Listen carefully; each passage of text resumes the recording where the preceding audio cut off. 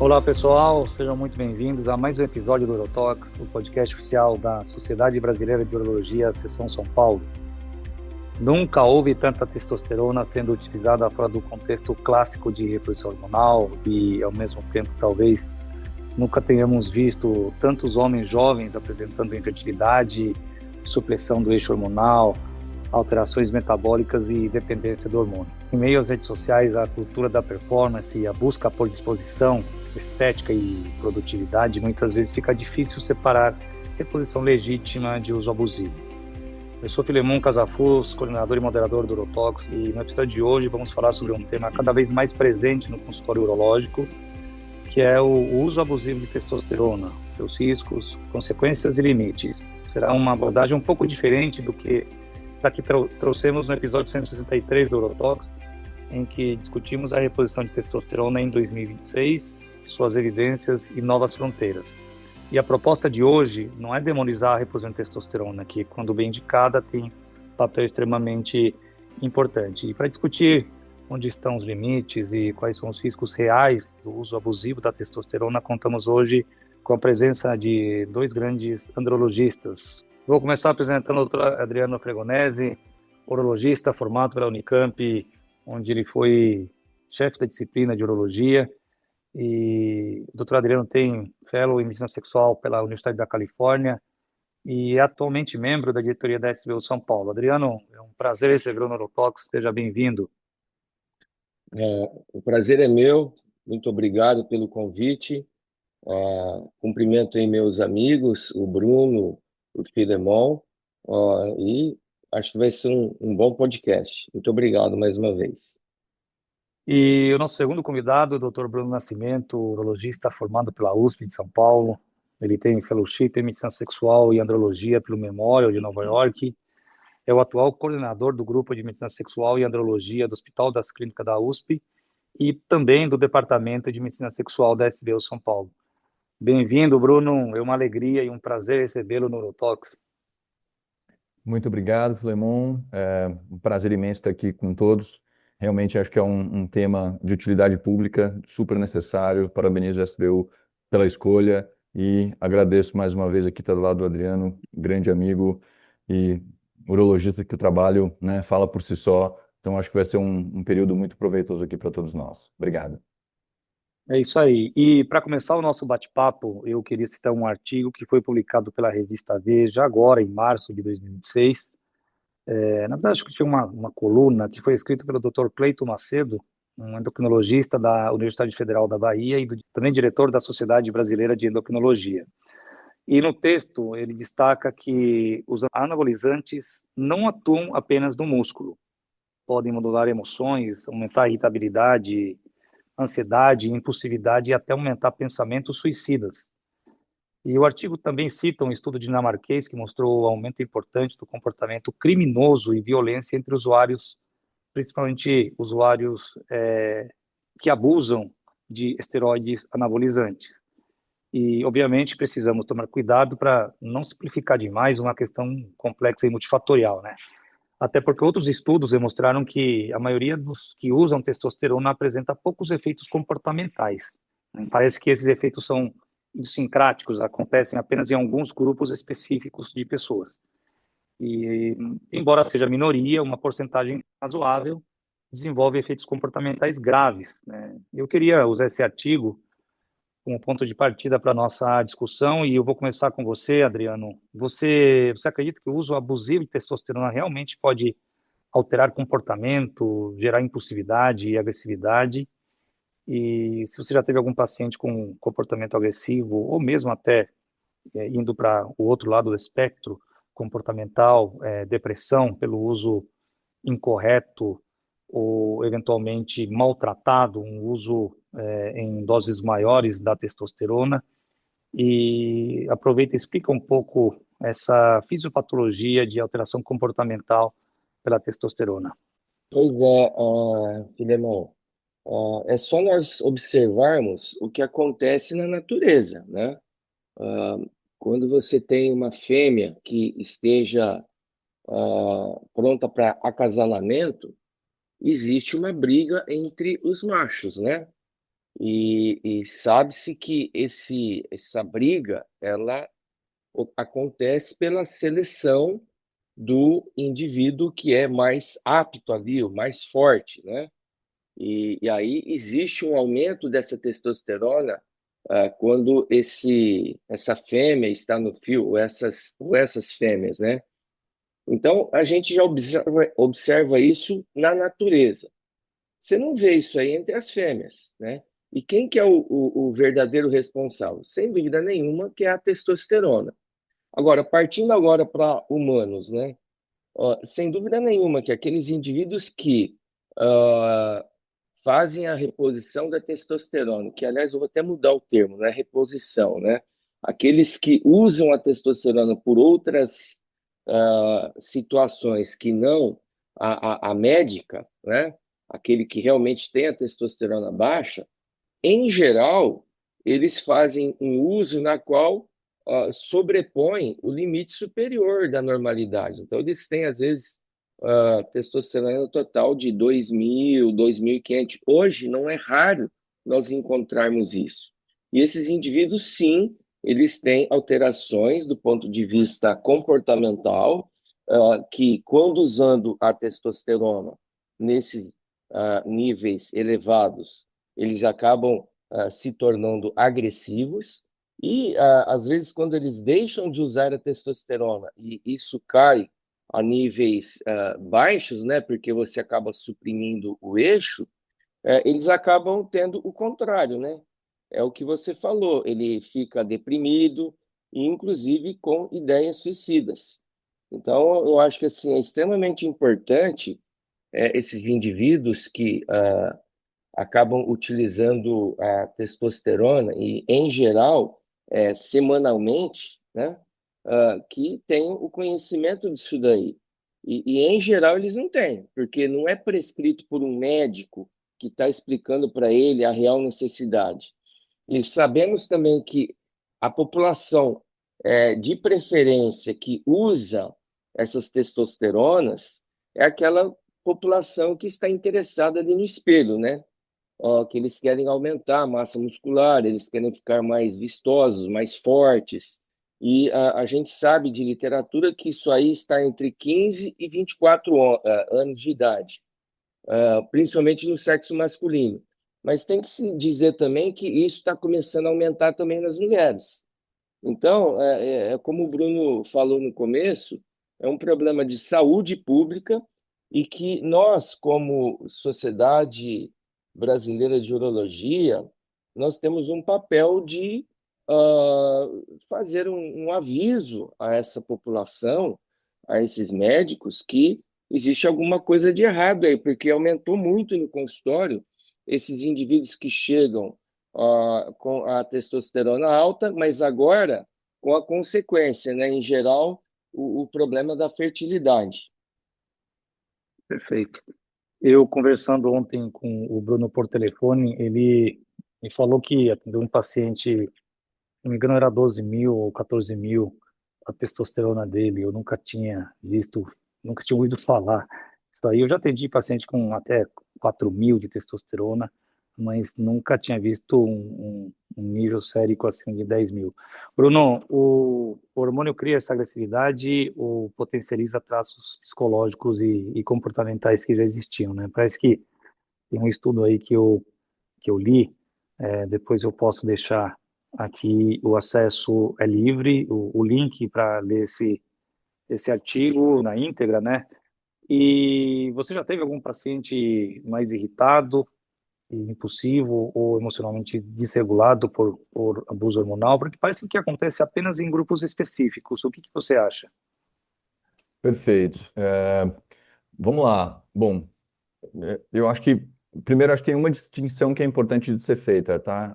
E acho que explica exatamente essa sua sensação, Filemão. Eu compartilho dela. O hormônio, ele vai ser um potencializador. Ele tem, sim, um aumento das chances de sentimentos, de percepção de agressividade, de agitação, mas isso realmente respeita subgrupos. Então, esse estudo norueguês, se eu não me engano, que você citou, é um estudo que comparou homens que tinham um traço de personalidade, um distúrbio de personalidade. E aí, entre esses homens com distúrbio de personalidade, abusadores versus não abusadores. E aí ele chegou nesses números que são números catastróficos, né? Acho que aumentou em mais de 4 vezes, quase 5 vezes a chance de agressividade, a chance de pensamentos suicidas. Então, assim, são números horrorosos, né? E muito alarmantes, e que, felizmente, não acho que é o que a gente vê para o homem médio, né? O homem habitual, o homem mediano. Tem um outro estudo que eu acho que nesse campo, onde tem tantas questões passionais, alguns poucos trabalhos com metodologia bem rígida, bem executados, para mim importam muito, valem muito assim, superam a opinião de 30 experts, né? E tem um trabalho que eu gosto muito, que é uma grande iniciativa, na verdade, é um estudo chamado Harlem, é um estudo escandinavo, que viu 100 atletas amadores que iam fazer um abuso de testosterona e bateram lá na porta da universidade e toparam ser acompanhados, preencheram vários questionários, e aí eram homens do dia a dia, habituais, eles não pré-selecionaram esses homens em relação a tendências psicológicas, humor, enfim. Ao contrário, na verdade, até me perdoe, eles excluíram homens que tinham qualquer transtorno psiquiátrico, né? Então, se existia algum transtorno psiquiátrico, isso era um critério de exclusão nesse trabalho. E quando eles acompanharam, ainda assim, eles viram essas chances, né? Então, 30% dos homens, mais ou menos, relatando episódios de agitação. Então, tem um efeito que vem ali da dose suprafisiológica, né? Então, também um aumento de senso de ansiedade, risco de depressão. Então, isso apareceu nesses homens mesmo que não tinham transtornos psiquiátricos. Agora, quando existe um transtorno psiquiátrico, essas chances, elas disparam, e os problemas são mais sérios. Tem episódios, isso até na mídia leiga, né? De agressões às parceiras, agressões às mulheres, brigas de trânsito, assim, coisas que fazem muito pouco sentido e são, assim, rompantes de agressividade que alguns homens apresentam nessas taxas elevadas de testosterona e que não deveriam acontecer e que levantam essa preocupação, né? Poxa, você acha, né, que lá na academia o personal trainer faz uma boa avaliação psiquiátrica, né? Deixa eu entender qual que é o perfil desse homem, será que ele tem um risco maior ou menor de ter esse tipo de problema? E, claro que isso não é feito. Então a gente tem que tomar cuidado mesmo. Acho que para todo homem isso é relevante, isso pode e deve gerar, pelo menos 30% aí de chance de algum grau de senso de agitação e de mudanças aí de humor, mas felizmente também não acho que é uma coisa tão comum. Confesso que eu não tenho no consultório, não tenho a experiência de ver um homem que, enfim, teve um episódio maior desses, mais preocupantes, né, de criminalidade, como você citou, mas quando você parte para um âmbito nacional, eu tenho certeza que isso fica relevante. E parece que os países escandinavos eles são mais preocupados com isso, né? Esse estudo, na verdade, é um estudo dinamarquês que o colega endocrinologista citou, mas preparando essa discussão de hoje, eu li também um artigo norueguês, aliás, tem outros, mais de um artigo norueguês que eu achei, e eles aparentemente se preocupam com isso, né? E também, Zari, acho que vocês que estão em grandes faculdades, eventualmente isso pode se tornar um tema de pesquisa. Mas eu tenho a impressão de que, só para falar sobre uma questão, esse episódio é o 10º episódio do Neurotox desde 2020 que aborda a questão de testosterona. E sempre tem uma grande audiência. Hoje, na verdade, a gente está discutindo mais uma vez a testosterona aqui, para alinhar um episódio que saiu no Bio, agora no mês de maio, que também que um texto do Adriano abordou essa questão do uso abusivo de testosterona, e também pela banalização do hormônio, né? Então, mas eu tenho a impressão de que estamos medicalizando, não só eu, mas com muitos colegas, né? E a sociedade também, estudiosos, acham que a gente está medicalizando o cansaço, o envelhecimento e o sedentarismo, eventualmente. Eu queria saber, na opinião de vocês, qual ou quais são as causas do uso abusivo de testosterona que estamos vendo hoje? Por que a gente está vivendo uma banalização do uso da testosterona? Eu vou continuar com você, Bruno, e na sequência o Adriano responde. Perfeito. Bom, eu acho que tem alguns aspectos dessa pergunta é muito interessante e complexa, né? Eu acho que a primeira talvez tenha uma coisa que é um curto-circuito, pensando nos tempos modernos, que a cabeça e a nossa, o ser humano, quando ele olha o corpo forte, né, pelo menos agora em 2026, a primeira associação é, poxa, que cara saudável, né? Nossa, esse cara ele tem, poxa, provavelmente uma dedicação incrível, ele se cuida super bem, ele se alimenta bem, ele faz exercício todo dia. Então tem um senso visual de que isso é um momento de extrema saúde. E que a gente sabe que quando isso vem através, né, do uso abusivo de testosterona, isso é uma coisa completamente falha, né? Então é uma coisa que a imagem fala, transmite uma coisa, mas na prática esse corpo é um corpo que está sendo danificado, né? Silenciosamente muitas vezes, ao longo de períodos longos, né? Tem abusadores por décadas, e isso não combina. Agora, quando você bate o olho, isso traz um senso de saúde, isso agrada, isso transmite essa coisa da imagem que o Adriano comentou, então isso acaba forçando as pessoas a usar, ou inclinando as pessoas a usar. Um segundo ponto, eu acho que é exatamente a propagação do uso. Aí é uma experiência pessoal, eu lembro de um paciente meu que disse que era um homem gay e dizia que ele estava impressionado como, né, nas festas ele olhava e estava todo mundo com o corpo escultural, né? Falava assim, pô, eu tô me sentindo indo para uma competição, né, para arrumar um parceiro, é, desleal, assim, tá todo mundo usando doping e eu não tô nas Olimpíadas do mundo moderno, da vida real, entendeu? Tá todo mundo com corpo escultural, eu malho todo dia, eu uso whey protein, eu me dedico comigo, eu me cuido bastante, né? E eu não chego naquele resultado, Bruno, tem anos, né? E realmente ele já era, sei lá, uma segunda, terceira consulta anual que ele falava, eu não preciso mesmo de testosterona, e a gente, assim, custa explicar e dizer e até convencer o paciente que, olha, não é esse o atalho, toma cuidado, né?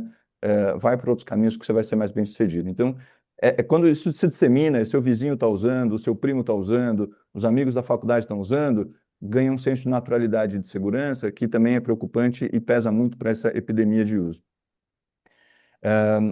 Para além disso, eu concordo plenamente. E eu vou usar um paralelo aqui que pode ser um pouco chocante. Eu acho que precisamos de algumas ressalvas, né?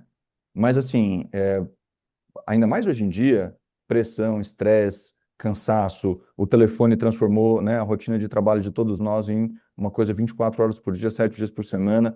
Então, essa dinâmica de trabalho, essa dinâmica, ela não respeita o ritmo natural e isso traz um cansaço, uma estafa. Então, essa sensação de falta de energia que homens deprimidos, com estresse crônico de trabalho, com insônia, com diversas outras patologias vão apresentar, eu estou cansado, eu estou sem desejo sexual, eu estou desanimado, eu estou desmotivado, eu estou desesperançoso, né? Esse é um sentimento que está acometendo muita gente. E aí vem uma medicação, né, vendida como algo saudável, seguro e etc., que cura tudo isso. Já existiu uma medicação que foi mais ou menos essa primeira impressão, até da medicina, é a cocaína, né? A cocaína foi, por mais de 50 anos, um tratamento médico. Freud usava cocaína, prescrevia cocaína, né? Levou 50 anos para a medicina entender o tamanho do buraco que aquelas pessoas estavam correndo risco de entrar, né? Assim, de novo, agora contemporizando, graças a Deus, testosterona em picos altos não dá overdose. Cocaína é pior, com certeza, entende? Mas o fato é que, às vezes, o que tira esse cansaço, o que traz uma sensação de bem-estar, não é saudável e leva tempo para médicos, para a sociedade como um todo entender o real risco daquela substância. E a testosterona em doses altas, ela tem também esse papel. Ela é meio milagrosa, assim, é um canto da sereia. O cara com uma testosterona de 3.000, ele vai se sentir bem, ele vai ter uma disposição maior, ele vai ter um rendimento físico maior, a libido aumenta. Esse estudo Harlem também fala isso. 90% dos homens, durante o abuso, libido melhor. Eu estou com mais desejo sexual. Então, traz muitas vivências que é fácil de confundir com coisas positivas, boas, saudáveis, né? Então, eu acho que é uma mistura disso tudo. Não quero me estender ainda mais, Filemão, mas é isso. É um evento multifatorial, eu não tenho dúvida nenhuma. E, Adriano, qual a sua impressão sobre isso? Filemon, corroboro aí com o que o Bruno falou. Agora, voltando um pouquinho com relação àquela questão da agressividade, e o Bruno bem falou que geralmente esse paciente que ele está agressivo, ele não chega no consultório do urologista. Mas o que a gente vê? O indivíduo que usa de maneira incorreta a testosterona, ou seja, ele abusa, ele acaba tendo esses níveis elevados, acima de 1.500, ele esconde que ele está usando. E ele não vai chegar, ele não vai achar que aquela agressividade que ele está tendo é devido à testosterona, né? Porque ele está contente, o espelho dele está mostrando que o corpo dele está bonito e tal. E o que a gente acaba vendo são as manchetes em jornais, em revistas, até mesmo em televisão, dessa agressividade, geralmente contra as mulheres, né? Então, algo que nós temos que saber. Eu acho que a epidemia é muito maior do que o que nós vemos nas cifras aí. Então, ela é subestimada, tá? E essa culpa, ela tem muito a ver, primeiro, com a disseminação da informação, né? Primeiro, o boca a boca. Então, o ser humano é um ser social. Ele vive em sociedade, ele tem os amigos dele. E quantos indivíduos que chegam no consultório e falam: "Ô, doutor, meu amigo está tomando testosterona, não dá para você medir a minha testosterona?" Esse ainda chega para você e pede para medir a testosterona. Agora, e quando a coisa vem de um outro ambiente não médico? Vem de uma academia, ele acaba tendo a informação, ele acaba tendo clandestinamente a aquisição da testosterona, começa a usar, como o Bruno disse, isso vai dar um bem-estar, tá? E muito bem lembrado com relação à cocaína, e você vai começar a ter a colheita dos danos depois de um certo tempo, né? E esse dano às vezes pode ser trágico. A gente sabe que, vou até colocar do ponto de vista anedótico aqui, tem dois indivíduos aqui da minha região, médicos, um psiquiatra e um cardiologista, que morreram subitamente. Inclusive foi submetido a uma autópsia. E aí o que tinha lá? Uma hipertrofia de ventrículo esquerdo e todas as consequências que você acaba tendo pelo fato de ter esse aumento desse músculo. Que assim, se aumenta o músculo estriado esquelético, por que não vai aumentar o músculo estriado cardíaco, né? E assim, mais uma vez, citando o Bruno, a coisa é silenciosa, só que chega uma hora que ela explode, né? Então, nós temos que tomar muito cuidado. Eu acho que a entrevista do Cleiton foi muito boa. O Cleiton, ele faz parte de um grupo que chama Bomba Tô Fora, que é uma atitude no intuito de talvez mostrar para a população leiga de que existe um problema latente quando você usa testosterona de maneira não médica e em altas doses, né? Então, eu acho que talvez esse podcast que você está fazendo, Filemão, ele tem esse intuito, né? De repente, disseminar essa comunicação de que algo está errado. E assim, o que acaba acontecendo também? A indústria farmacêutica, ela se beneficia muito disso daí. Eu não estou falando que a culpa é dela, tá? Mas a gente sabe que aumentou em 12 vezes a prescrição de testosterona nos últimos anos. Ou seja, é uma máquina de fazer dinheiro, tá certo?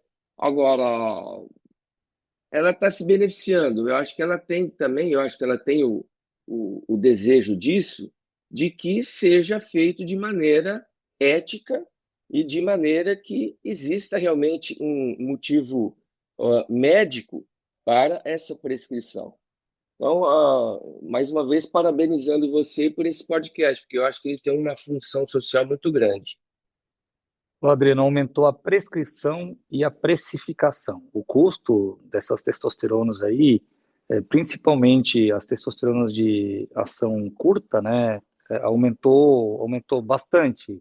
Antes da pandemia, eu me lembro que uma caixa do Durateston, Deposteron, uma dessas aí, custava, entrou em R$ 50 com 3 ampolas, agora custa 5 vezes mais do que isso, né? E então eu queria trazer de volta um caso que a gente discutiu no episódio anterior que foi sobre infertilidade masculina, porque o caso conversa diretamente com o tema de hoje, né? Então, o caso era de um homem de 38 anos que tinha usado anabolizantes, uma mistura de anabolizantes por 10 anos e interrompeu o uso em 2025 quando estava azospérmico. Ele assustou, bom, com a azoospermia, ele está usando por conta a medicação e procurou um endocrinologista, começou a usar citrato de clomifeno para recuperar o eixo hormonal. Ele teve uma melhora, né, parcial do espermograma, a gente discutiu isso no episódio anterior, mas quase um ano depois, 11 meses depois, apesar de manter a testosterona elevada, o espermograma dele piorou. E foi nesse cenário aí que ele me procurou o mês passado, e até o dia da gravação do episódio 166, que foi o episódio anterior, que tratou sobre infertilidade, esse paciente não havia retornado comigo. E na gravação, a Marina e o Rafael haviam sugerido algumas estratégias para tentar melhorar os parâmetros seminais, mas no retorno, que foi dois dias atrás, ele trouxe uma outra questão. Então, além de me trazer o resultado dos exames, ele relatava perda importante da massa muscular, dizia que já não reconhecia fisicamente. Conversando ontem com o Bruno por telefone, ele me falou que existia isso, ele até acabou falando agora há pouco aqui, e sentia que não, ele falou que não tinha mais o mesmo gás de antes, né? E esse paciente é um educador físico, trabalha como personal trainer e tem uma rotina extremamente intensa, acorda cedo e vai até tarde, né? Normalmente ele termina até fim da tarde o dia dele. Então, ele me trouxe dois desafios, né? Recuperar a fertilidade dele e, ao mesmo tempo, lidar com sintomas que impactam o desempenho, a autoestima e a qualidade de vida. Aí a palavra dele, a frase dele foi o seguinte: doutor, eu quero ter filho, mas não quero voltar a ser quem eu era antes. Adriano, vou começar com você. Como você explicaria para esse paciente o fato dele manter uma testosterona sérica elevada e ainda assim ele perceber uma piora importante da disposição do desempenho físico e corporal? Como que a gente aborda esse caso aqui? Primeiro, nós temos que saber qual que é a idade da mulher, tá? Porque Então, eu vou complementar. O casal, em termos de fertilidade, eu discuti bem no episódio anterior, é bem mais jovem e ela tem, se não me engano, 32 anos, ele está com uma avaliação plena na parte ginecológica. E primeiro a mulher foi avaliada e depois ele foi no endócrino primeiro, depois me procurou. Esse é o cenário, tá? Ele tem 40 anos, a mulher tem por volta de 32 anos de idade. Bom, essa é uma situação melhor. Mas, por exemplo, vamos supor que a mulher tenha 39 anos, e isso não é incomum, visto que hoje a mulher quer primeiro se estabelecer no mercado para depois ser mãe, né? Mas no caso em questão, que a mulher tem entre 30 e 32, você tem tempo para recuperar essa provável azoospermia que esse paciente tem. E alguns fatores importantes que devem ser considerados. Primeiro, há quanto tempo que ele usa? Então, a gente sabe que quanto mais tempo ele já estava usando, mais difícil será essa recuperação. Segundo, se ele estivesse usando polifarmácia, então, testosterona, anabolizantes, isso também piora a situação. E não existe em diretriz algo assim determinando, você vai usar citrato de clomifeno, você vai usar a gonadotrofina coriônica ou um FSH recombinante. O que geralmente acontece, principalmente naqueles indivíduos que usaram por pouco tempo, é que já parando a testosterona exógena, você já tem uma recuperação, tá? Agora, essa recuperação ela pode ser total, o indivíduo ficar normosospermico, ou ela pode ser parcial, ele pode ficar oligospermico, né? E aí talvez necessitar de algum procedimento de reprodução humana, né? Ou a inseminação artificial, que hoje acho que está caindo por terra, ou mais aí o FIV clássico, ou então o ICSI, né? Que é a injeção intracitoplasmática.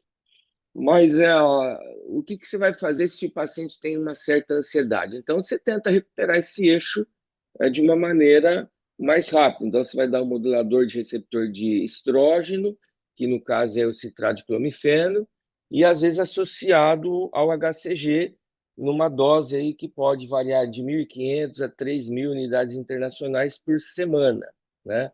Geralmente, esses ciclos aí demoram de 3 a 6 meses, então não adianta também o paciente ele querer imediatismo. Aí eu acho que tem que ter uma avaliação do ponto de vista psicossocial, ele tem que ser acompanhado, às vezes também a mulher dele, né? E verificar como é que ele vai se comportando.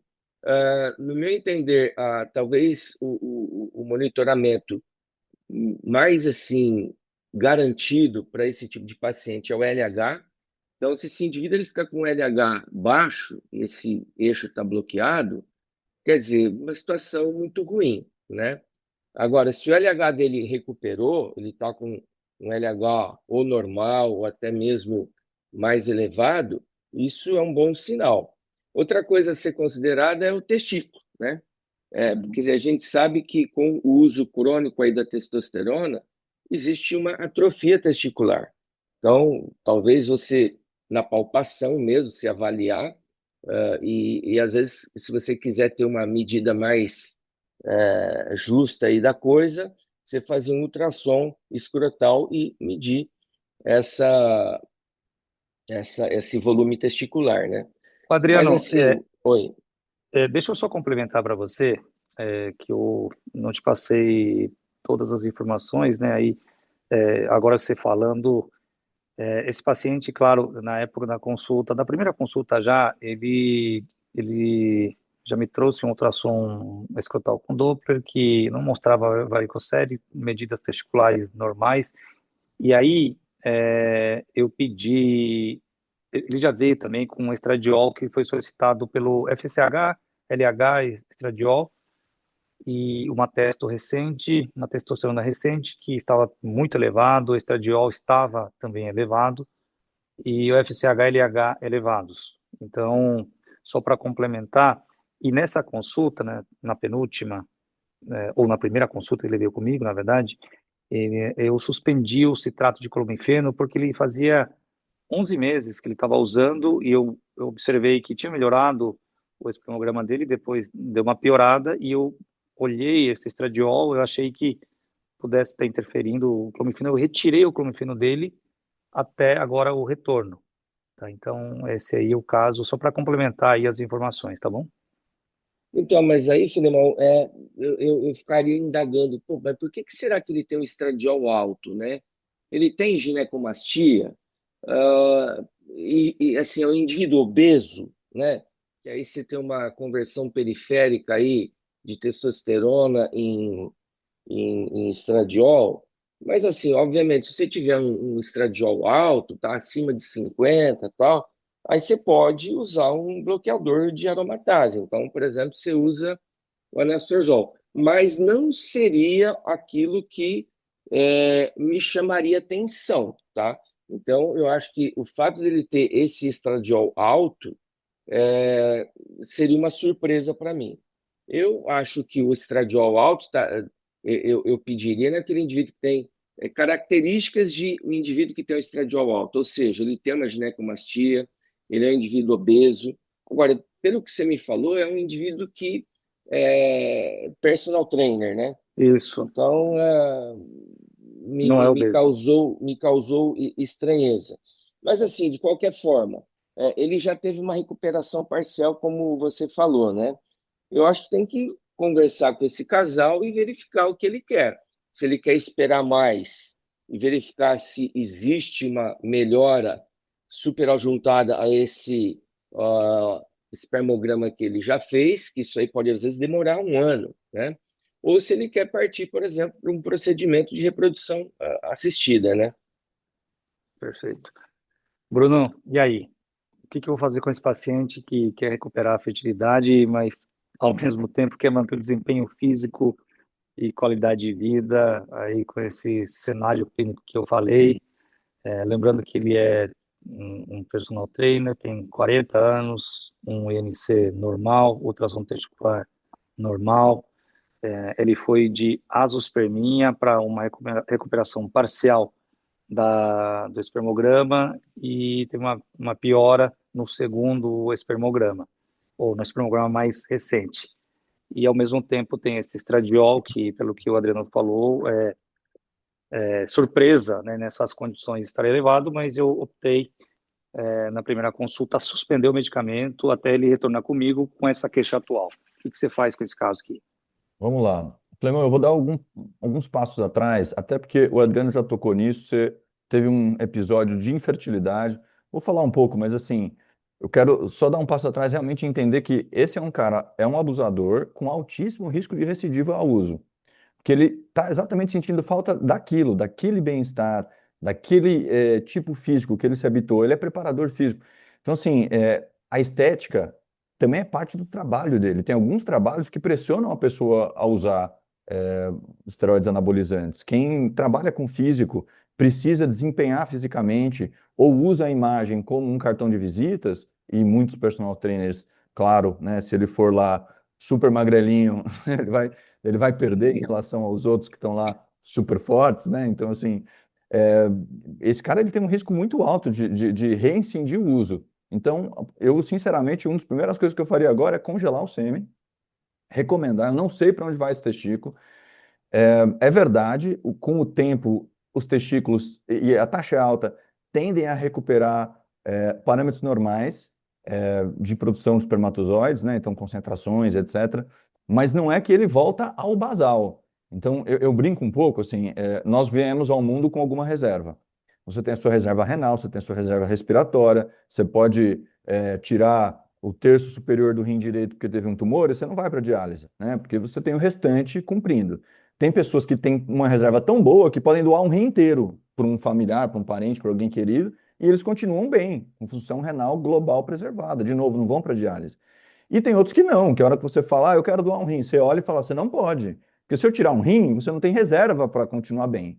O testículo é a mesma coisa. A gente não sabe com quanto de reserva um indivíduo vem.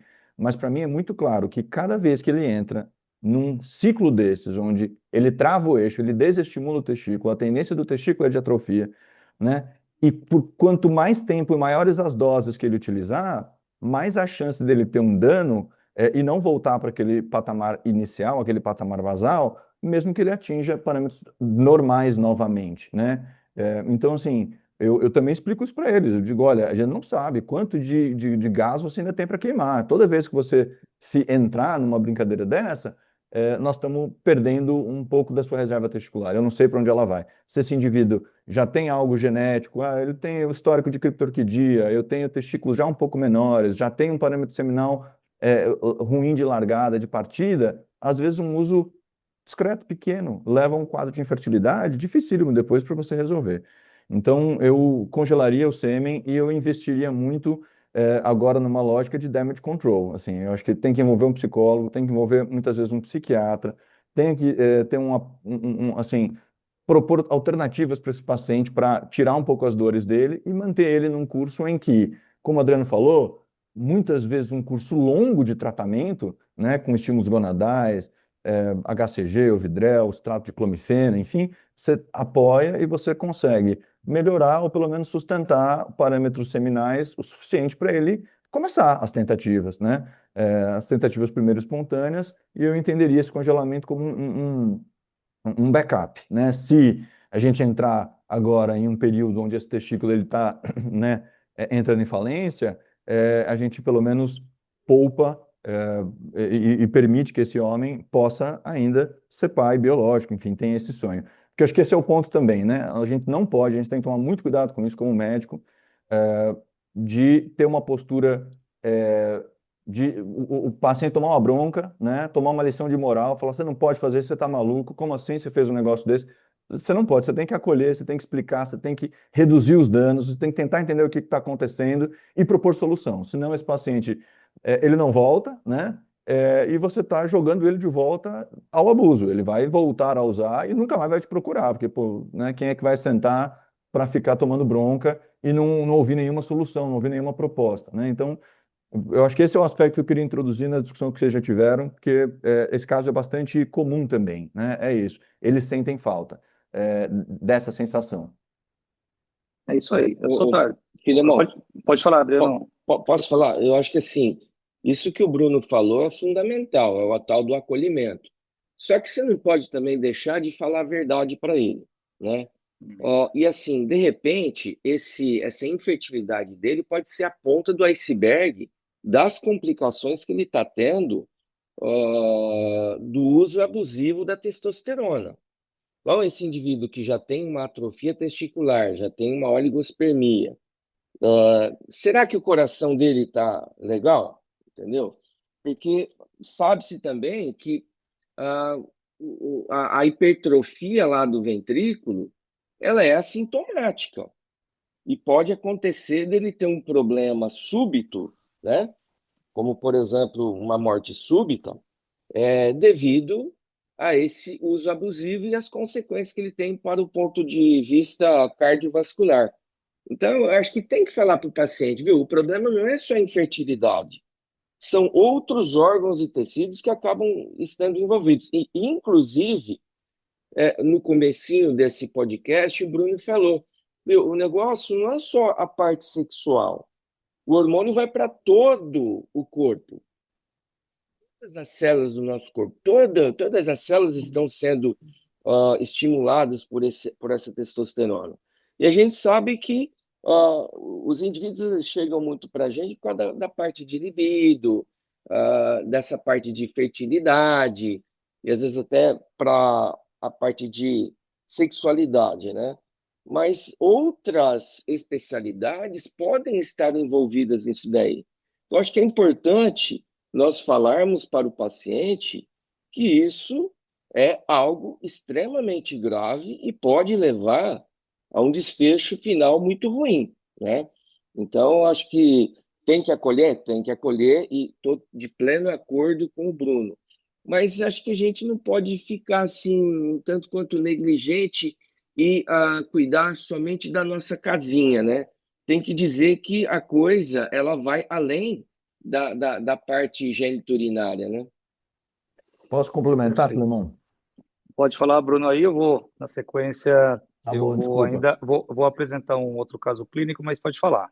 Ó, muito brevemente. Só eu concordo em gênero, número e grau, e uma coisa é acolher, outra coisa é passar pano, assim, não. Você tem que dizer os problemas que ele vai ter, e o meu ponto só, Adriano, é que exatamente esse acolhimento que vai apoiar com que ele não reincida no uso. Porque ele reincidir no uso abusivo, e agora esse caso não estava abusando de testosterona, é aí que você vai potencializar todos os danos cardiológicos, de doença aterosclerótica, dano renal, dano hepático, todos os outros danos que a gente sabe que isso acontece. Então a gente tem que informar, até porque eles não escutam isso. A gente tem núcleos, né, de informação, é um pouco que nem direita e esquerda na política, eles só escutam o lado pró da testosterona e todo mundo mitiga o que faz mal. E você tem outros lugares também onde só se fala o que faz mal e às vezes não se reconhece que o indivíduo vai se sentir bem. E isso atrapalha, eu acho, um pouco a comunicação, sabe? Acho que a gente tem que ser transparente em dizer, você vai se sentir bem, isso não é surpreendente. Qualquer um vai se sentir bem com uma testosterona de 3.000. O problema é o pepino que você está contratando, né? Com um período de uso, a chance de vício, enfim, tudo que a gente está discutindo aqui. Desculpa, Filemon, vai lá, vamos seguir. Não, aí eu queria trazer um outro caso clínico, um caso clínico real, também complexo, que talvez seja o tipo de paciente que estamos começando a ver com mais frequência no consultório. Um homem de 49 anos de idade, ele procurou o atendimento urológico bastante ansioso, ele veio preocupado com as possíveis consequências do uso prolongado de anabolizantes, ele estava usando uma mistura de anabolizante por 4 anos, uma mistura não padronizada, obviamente, sem prescrição médica e não tinha acompanhamento médico regular. Mas apesar da preocupação, ele relatou uma sensação de dependência. Na minha opinião, eu não sei falar para vocês, aí eu queria que vocês respondessem se isso pode ser uma dependência psicogênica, psíquica ou orgânica. Ele disse que não consegue ficar sem a reposição hormonal e gostaria de continuar, mas agora com acompanhamento médico. Então ele veio com ansiedade, querendo continuar o tratamento ou a reposição, o uso do hormônio. Só que o problema é que ele chega trazendo alguns sinais já de alerta, né? O PSA PSA dele apresentou uma elevação progressiva de 1,2 para mais ou menos 2,9 nanogramas por ml, num prazo de 2 anos. O hematócrito dele estava em 52%, perfil lipídico alterado, e o ecocardiograma, o Adriano já deu spoiler aí, demonstrou hipertrofia de ventrículo esquerdo. Então, portanto, o paciente que tem uma possível dependência, uma exposição prolongada a doses não controladas de hormônio masculino, de testosterona, alterações prostáticas, essa elevação de PSA não investigada ainda, alterações hematológicas, metabólicas e cardiovasculares que precisam ser levadas em consideração. Aliás, no evento Texto de 2025, que foi realizado em agosto passado, que um evento organizado pela USP e chancelado pela SBU São Paulo, e do qual o Bruno participou de forma muito ativa, eu sei disso. E um dos temas do simpósio foi testosterona, síndrome metabólica e doenças cardiovasculares. Bruno, aproveita e fala um pouco aí sobre esse evento rapidamente, e na sequência eu gostaria que você falasse sobre esse caso, o que você faria em relação a esse caso, e na sequência o Adriano também gostaria que comentasse. Eu quero só lembrá-los que a gente está com um tempo já bastante avançado e ainda eu queria fazer mais uma rodada de perguntas para vocês. Tá certo, vou tentar ser hiper breve. O evento realmente é um evento que a gente se orgulhou muito de colocar tanta gente boa no mesmo espaço, no mesmo momento. São várias especialidades, temos geriatras, psiquiatras, cardiologistas, endocrinologistas, médicos do esporte, urologistas.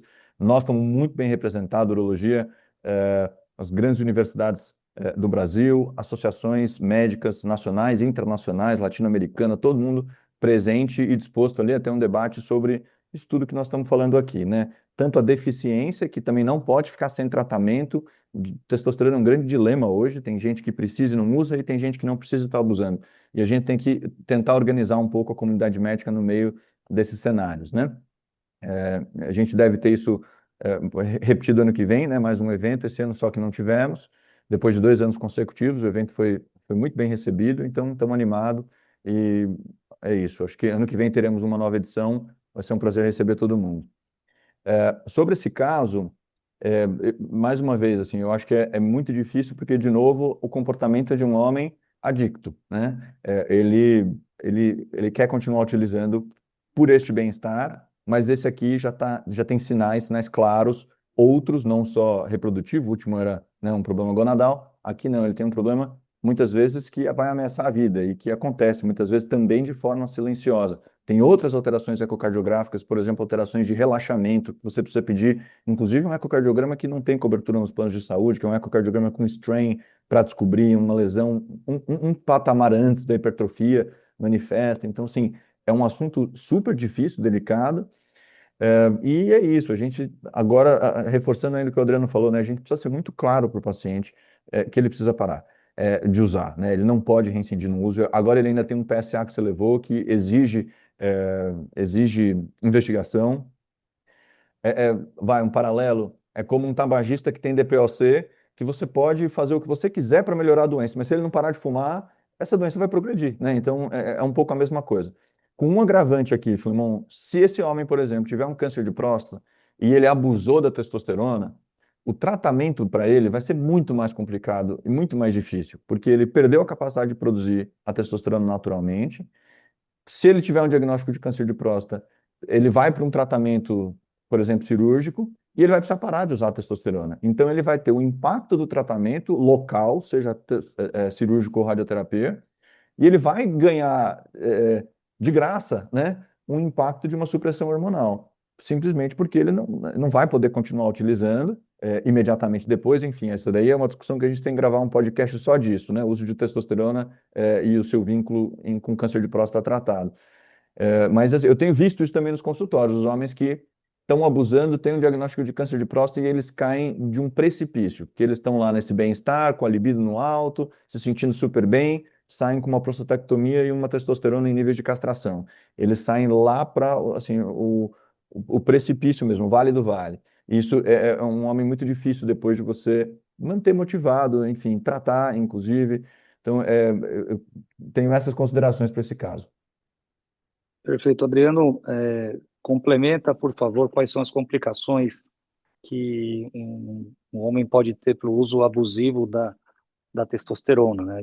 Esse paciente, a gente está vendo que tem alterações metabólicas, até cardiológicas, então eu queria que você falasse todas as consequências ou as principais consequências que podem acontecer pelo uso inadequado da testosterona. Eu acho que foi muito bem colocado pelo Bruno. O indivíduo sai do céu e vai para o inferno, entendeu? Então, até o Aristóteles falava assim, que a excelência está no meio, não é nas pontas, né? Então, aquele indivíduo que está muito excitado e está muito bem, isso aí uma hora vai dar problema. E com relação a esse aumento do PSA, é normal ter um aumento, tá, do PSA quando se faz a reposição da testosterona naqueles indivíduos que são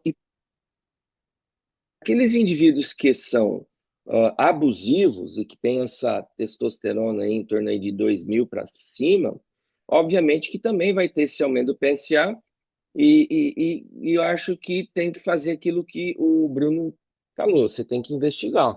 De repente você vai ter que pedir uma ressonância multiparamétrica, às vezes é necessário uma biópsia, mas nós temos que colocar um porém aqui.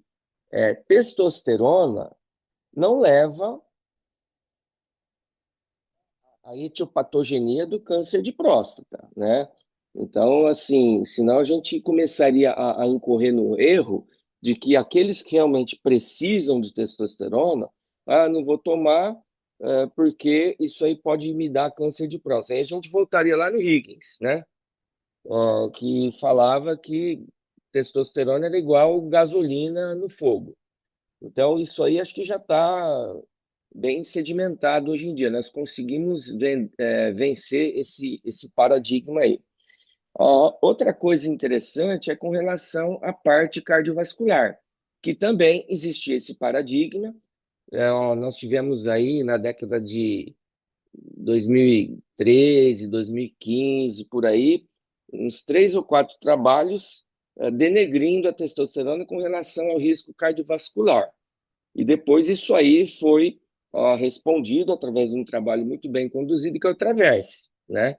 Que é um trabalho na qual você tinha indivíduos que tinham realmente uma predisposição para doença cardiovascular, foi dividido em 2 grupos, um grupo foi dado a testosterona gel e o outro não foi dado. E se viu que não existe inferioridade, né? Do ponto de vista cardiovascular, apesar de ter aumentado fibrilação atrial e fenômeno tromboembólico, mas mesmo assim algo pequeno, tá? Então nós não podemos também demonizar a testosterona naqueles que realmente precisam. Lógico que a gente tem que demonizar, sim, naqueles que fazem o uso indevido, o mau uso, o abuso. E aí eu acho que nós devemos bater forte, como é o caso que está acontecendo aqui agora. Então, no caso específico seu aí, primeiro, esse paciente tem que parar imediatamente, ele tem que ter uma avaliação multidisciplinar, não somente com o urologista, ele tem que passar no cardiologista, ele tem que passar no psiquiatra, sem dúvida nenhuma, ele vai cair, é o que já foi colocado anteriormente, do céu para o inferno. Então, ali no inferno, ele vai ter que ter apoio, né? Principalmente do ponto de vista psicossocial, tá? Porque, infelizmente, ele vai piorar muito, né? E E, manter ele em níveis normais, né, Adriano? Então, quando ele cair, o nosso papel também é normalizar. Mas ele vai achar ruim o nível normal. Ele quer mesmo é o nível lá em cima.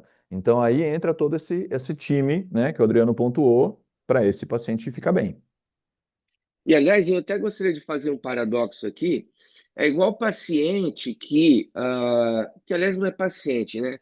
Tem indivíduo que toma inibidor de fosfodiesterase e ele não tem problema nenhum. Só que ele melhora a performance dele, né?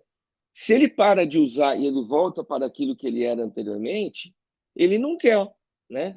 Até porque ele já estabeleceu um padrão pós-uso de inibidor de fosfodiesterase, né? Eu acho que é o que acontece também com a testosterona E também usando o exemplo do Bruno da cocaína lá atrás, então, se você for ver, é tudo uma droga. Agora, o que tem que acontecer? Tem o uso adequado, mas tem que ficar dentro desses limites da normalidade, para que o indivíduo tenha o benefício e não aumente os malefícios, como é o caso daqueles que têm essa testosterona tão elevada assim. Perfeito. E caminhando agora para o encerramento do episódio, eu queria retomar dois pontos que foram discutidos no último Congresso Paulista de Urologia, no CPU 2024, e também quero aproveitar para convidar os ouvintes para o CPU 2026, que acontecerá de 3 a 6 de setembro no WTC em São Paulo, e um evento que certamente vai explorar muito mais esse tema. Eu ia discutir mais duas questões, mas a gente está um pouco adiantado no horário.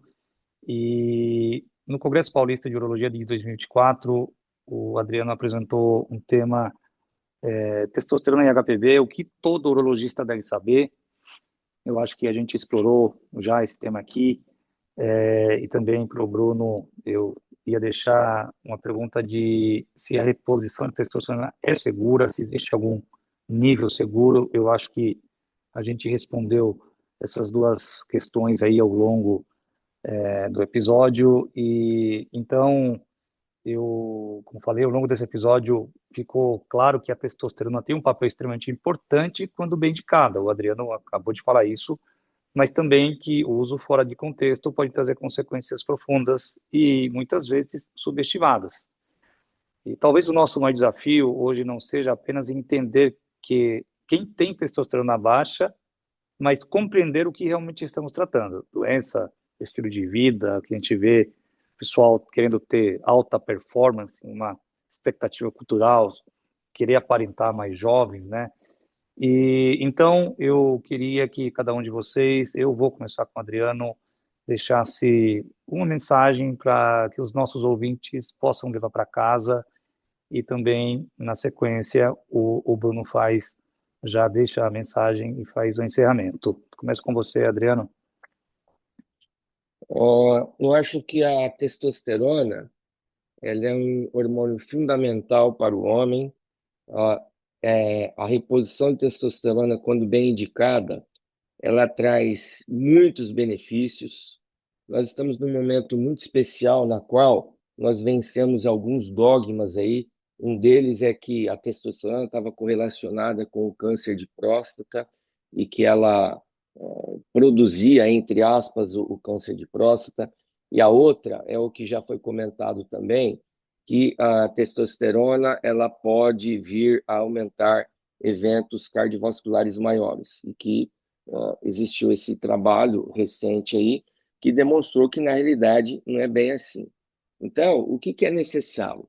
O necessário é que esse indivíduo que, porventura, tenha sintomas e sinais que sejam sugestivos de um hipogonadismo, que ele procure um médico ético e que saiba avaliar adequadamente esse paciente. Porque a gente sabe que existem muitos diagnósticos diferenciais para esses sintomas de cansaço, de depressão, de falta de energia, e que não necessariamente é somente a diminuição da testosterona. Então, a minha orientação final principalmente para o público leigo, né, não para esse público seleto que são os urologistas, de que você não pode usar testosterona como se fosse um remedinho qualquer que você vai lá na farmácia e compra sem receita médica. Então, hoje a gente sabe que a testosterona ela acaba sendo vendida através de uma receita controlada. Mas qual que é o grande problema? É um mercado paralelo, é um mercado negro, na qual esses pacientes acabam utilizando. Então, ele já deveria saber que, se ele compra no mercado negro, se ele compra muitas dessas testosteronas em um mercado que não precisa da receita médica, ele deveria já desconfiar que a coisa está errada, né? Então, a mensagem final é: cuidado que a testosterona ela pode ser, sim, um veneno. Então, a diferença entre remédio e veneno vai depender da dose. Bruno, eu queria que você deixasse uma mensagem aí para que os nossos ouvintes possam levar para casa. Perfeito. Bom, o recado final é cuidado com o abuso de testosterona. O bem-estar é traiçoeiro, ele é temporário e esse tipo de uso gera dependência, os ganhos não são sustentados, tem diversos danos que estão acontecendo e a gente pode pagar muito caro lá na frente por conta desse uso. Ao mesmo tempo, se você tem, de fato, deficiência de testosterona ou seu paciente tem deficiência de testosterona, pode repor a testosterona para níveis normais com confiança, com segurança, você estará trazendo benefício para o seu paciente e para você. Então, realmente, a grande diferença é testosterona para quem e em que dose. Esse é o paradigma e nós médicos temos que ter isso bem claro, né? E vocês pacientes também, né? Os pacientes que estão nos escutando também têm que ter isso claro. Se você precisa de testosterona, você pode receber de um bom profissional, um profissional habilitado, visando níveis normais. Eu estou reparando uma função que esse corpo perdeu.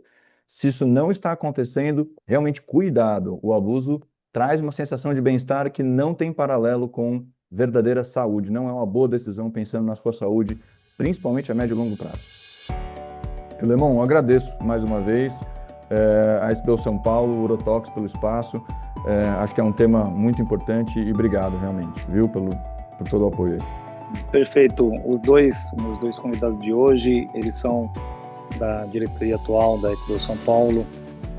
O Adriano faz parte da diretoria executiva e o Bruno está coordenando o departamento de medicina sexual da SBU São Paulo. Ambos estão trabalhando na programação do CPU 2026.